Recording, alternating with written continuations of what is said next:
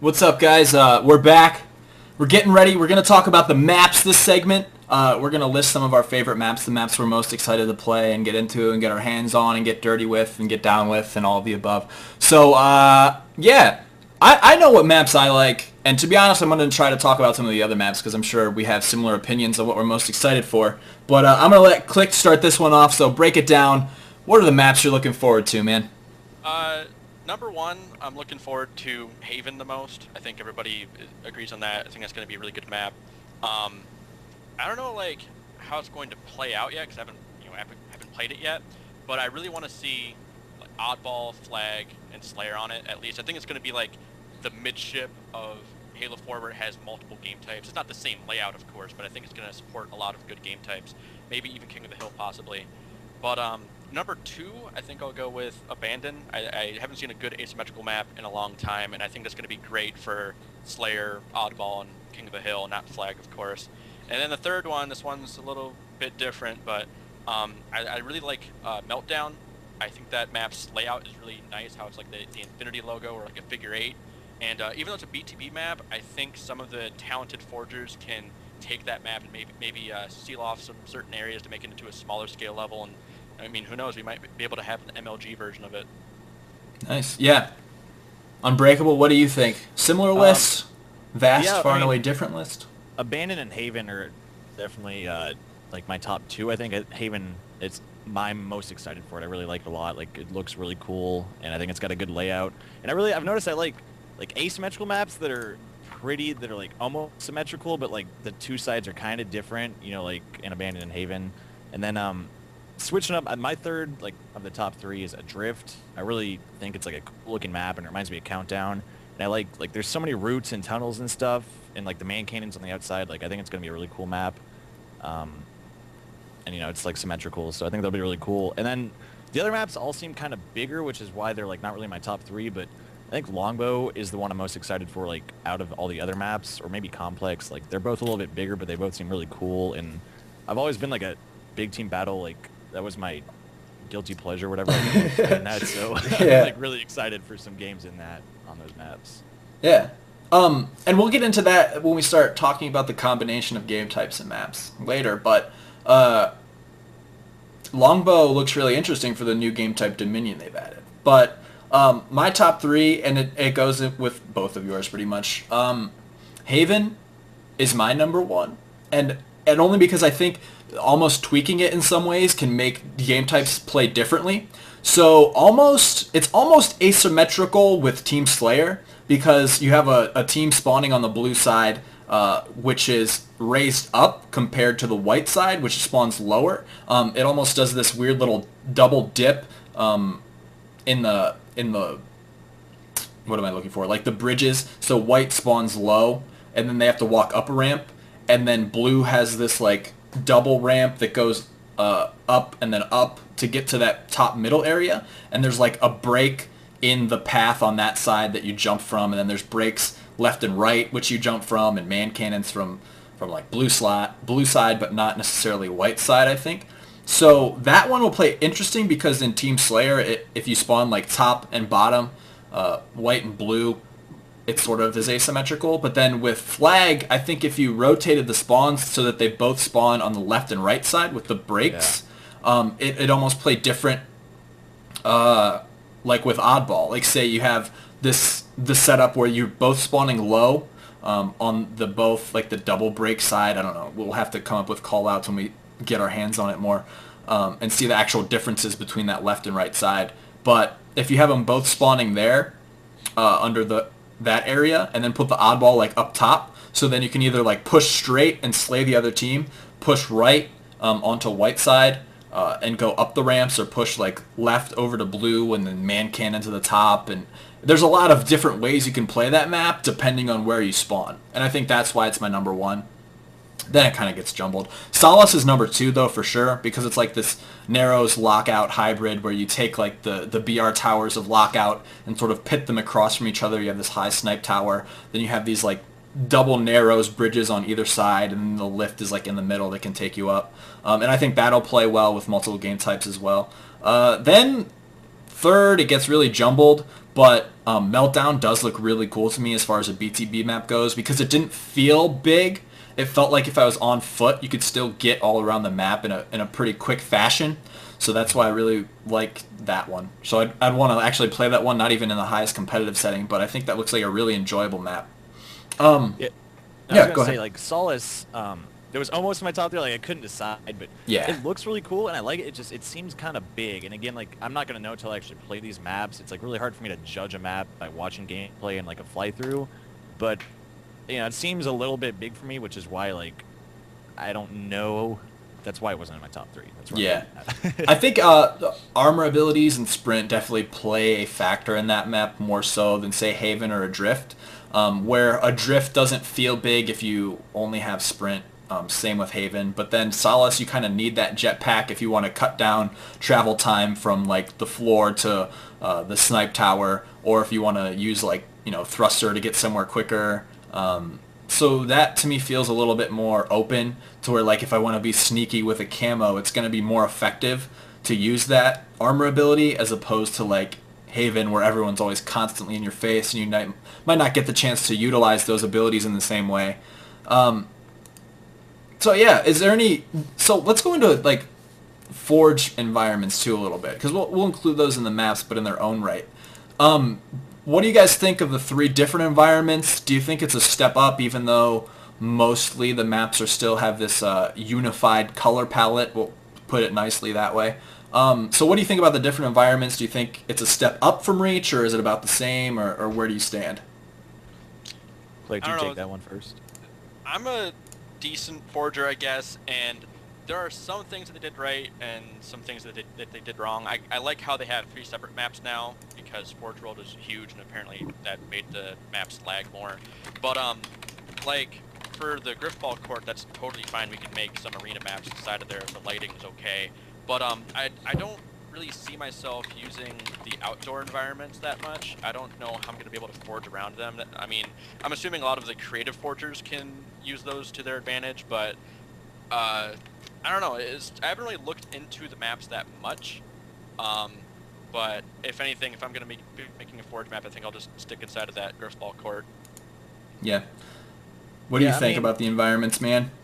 I like the Griffball Court's really cool, and I like the outdoor ones though because, you know, they're all different, so I don't have to, like, look at gray, and, like, even though the lighting isn't that cool, like, even with some of the shadows and stuff is pretty cool, but it seems weird to me that they built, like, terrain and stuff into it already because that could really, like, I'm sure people can build around it, but someone might be like, oh, I want this, you know, awesome map that I'm about to build, and then there's, like, a rock sticking out that could ruin everything, and it just seems Exactly. really weird that you wouldn't make, like, a completely flat thing and, like, Mm-hmm. I don't know. I've never been good at Forge, so I'm not creative. I'm sure people can be, but it just seems really weird to limit stuff like that. Yeah, I was thinking the same thing.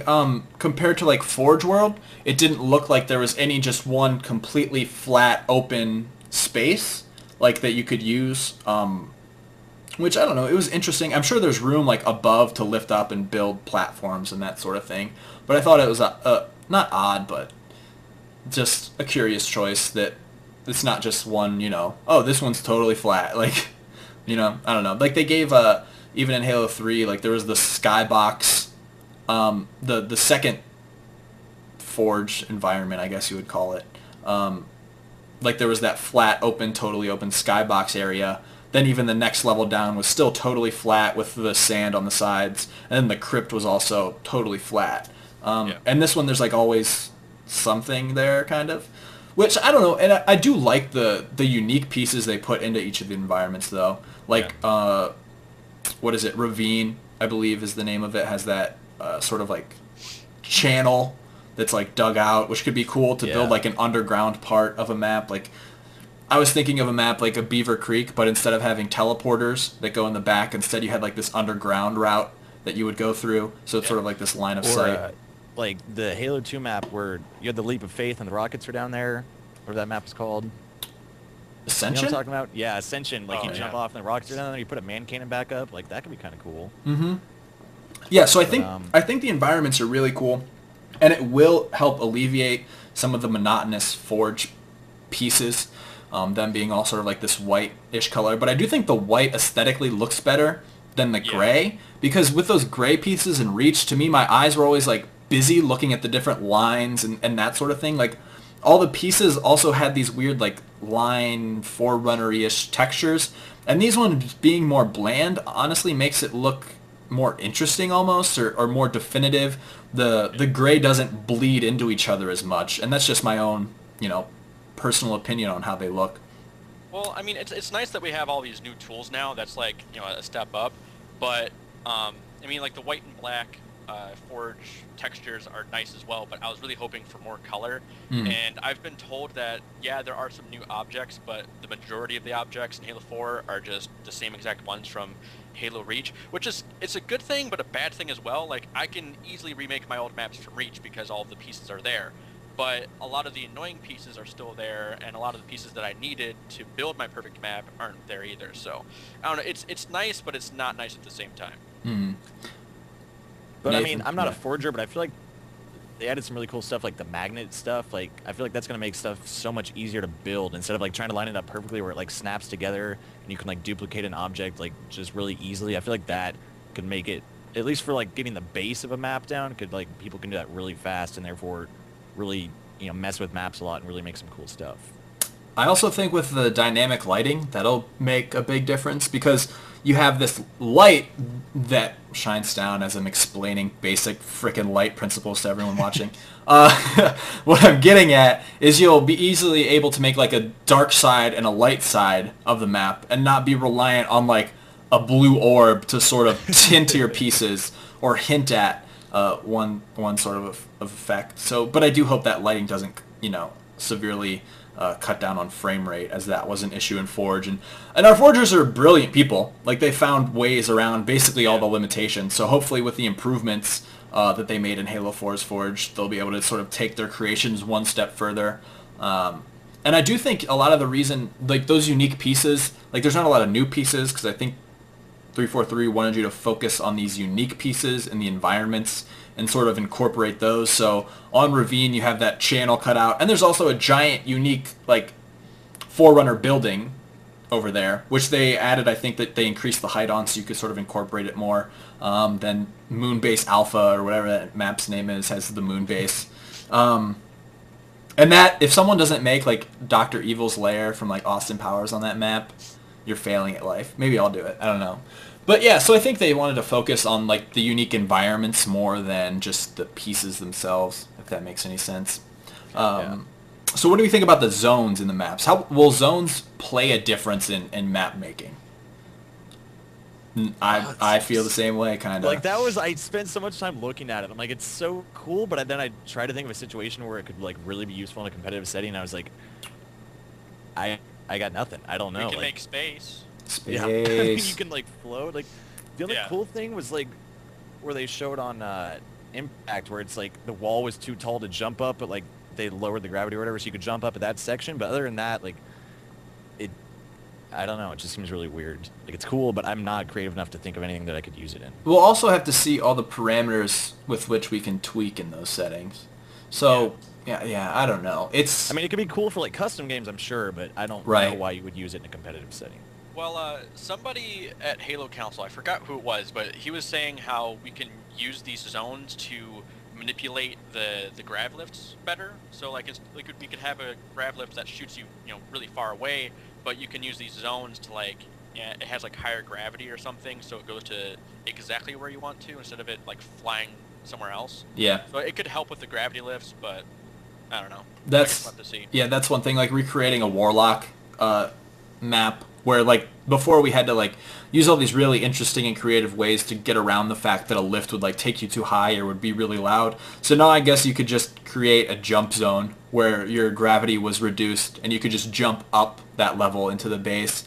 Do you think? Well, here's an interesting thought, and this again depends on the parameters and how weapon drops work. The ordnance and that. If we can still just place power weapons, but it might lend itself to being able to nade weapons again. Maybe like, I don't know, like obviously just creating I'm brainstorming, whatever. Is that my brain fails miserably. But you could create like lower object physics or something so that a grenade would affect a weapon more to sort of like blow it out, so you could actually nade weapons or something like that. I don't know. I mean, well, another thing we could do with those zones is we can make elongation. We can make some conveyor belts. That's true. Zayas can get killed by crates again. So now that that's back. Do they actually move inanimate objects though? That's what I don't know. We haven't heard much other than we have these zones. Like, oh, here's a zone. Here's nothing about it. But here's you're going to be able to do stuff. But dude, maybe they can make a really big zone where you don't automatically pick up the flag. Oh man, it's actually cover the entire map. just Team Slayer with flags just there because they feel lonely. Dude, oh, I got a meme. Overly attached Halo 4 flag instead of overly attached girlfriend. oh man. Oh my god. Pick her up, never lets you go. Yeah, someone can think that out. My brain's not functioning at the fullest capacity today, but yeah. That'll be out in like 10 minutes. Someone will do it better than me, I'm sure. Like Ermagerd, Ragnarok. But yeah, so the maps look good. I'm excited for a lot of the maps. I think a lot of the game types will play well, and we can get more into some of the game type specific stuff later. But is there any specific game type you guys are most excited to play on a certain map? Oddball and Haven. Yeah. That's really about it. And Abandoned, maybe. I was gonna say Oddball and Abandoned. Yeah. Abandoned. Well, I mean, I was saying before we started the stream, like a tactic that I had in mind was where, like, you know, say you're playing on Haven, and you have the oddball, and there's a player behind you or a whole team behind you, and you have to play ball. Well, you can jump off the map, and as you're falling, you can throw the oddball to like a lower bridge or to a teammate as you're falling, so you can like fake out or do like a decoy kind of thing where you're not actually playing it, you're just tossing it to somewhere else. I don't know. Or you can like delay a play ball by like throwing it up right before you die. I don't know. But I feel like there's going to be a lot of crazy tactics that have developed with oddball over the next couple years. Yeah. Anything, Nathan? Yeah, I mean, with so hard without playing it, like the oddball, it's definitely going to add a lot of strategies now that you can throw it. I'm really excited to see how that works on certain maps. Dominion, that's what it's called, right? Not Domination. Yeah, Dominion. I always get those mixed up. I don't know if that'll be competitive, but I think just for a casual, like, fun, that game type looks really fun, especially on, like, Longbow or something. But I haven't seen that much of it, so I don't really know how it's going to work. But yeah, that's about it. Well, going back to Haven one more time, like another random strategy that I thought of. I'm not sure if you guys, you know, played a lot of Narrows in Halo 3, but a common tactic in CTF, like say you're going over the man cannon with the flag and you're getting shot in the back, if you just follow through with the man cannon and you land on your side and they kill you, that's an easy recovery. So a lot of people, while they're going over the cannon, they'll toss the flag and it lands top middle or in the side of one of the bumpers, and or one of the pockets or whatever. So there are some man cannons on Haven, and so like while you're man cannoning to top middle, you can toss it behind you or toss it somewhere else. So I just feel like there's going to be a lot of crazy tactics that get developed over the years on multiple maps, not just Haven. So with the custom game types, this is kind of an offshoot. What do you think about creating a 2 oddball game type where it was almost capture the flag, but more so capture the oddball? Do you think that would be a competitive substitute for CTF? The only problem I see is that you wouldn't be able to have like the ball at home to score unless that could be fixed with like a player trait zone. I don't know. It seems extremely complex, and it'd be so much easier if you could just it'd be so much easier if you could just drop the flag and toss it. But do you think that being able to like throw the ball and then like cap the ball, like say, because Griffball uses oddball now instead of assault. Yeah.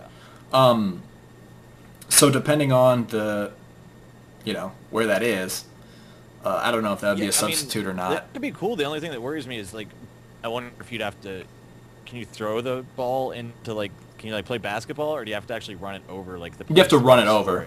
You have to run it over. That could be a really fun game actually.